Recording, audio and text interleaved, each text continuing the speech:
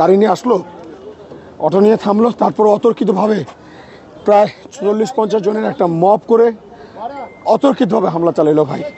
Swan ছেলেটার হচ্ছে brain tumour, ছেলেটার অবস্থা খুবই খারাপ, ওর উপরে হামলা চালাইছে। আমাদের মেয়েগুলার আগেও একবার হচ্ছে হামলা চালাইছে মেয়েদের উপরে, কিচ্ছু বলেনি, আজকেও চালাইছে। ওরা হচ্ছে আজকে বিকালবেলা আন্দোলন চলাকালীন সময় মব সৃষ্টি করে আমাদের শিক্ষার্থীদের উপরে হামলা করেছে। একবার তো আর্মি হামলা করেছেই, তার মধ্যে আবার ছাত্রদলের ওরা হামলা করেছে। হামলা করার পর ওরা যখন সবাই চলে গেছে, ওদেরকে অবরুদ্ধ করে রেখেছিল, আমরা হচ্ছে ওদেরকে কোনোভাবে সেভ করে, যখন নিজেকে সেভ করে চলে আসছে, সেভ করে চলে আসার পর ওখানে বিএম কলেজের যারা দায়িত্বশীল ভাইরা ছিল, আমরা সবাইকে বলেছি যে ব্যাপারটা আমরা ন্যাশনাল পর্যায়ে নেওয়ার দরকার নাই।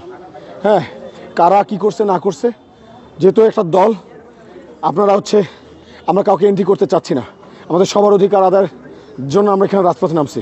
যদি কোনোভাবে এই ভুল বোঝাবুঝি অবসান হয় তো ওকে, আপনারা সমাধান করেন, আপনাদের ক্যাম্পাসের সমস্যা আপনার ক্যাম্পাসের সমাধান করেন।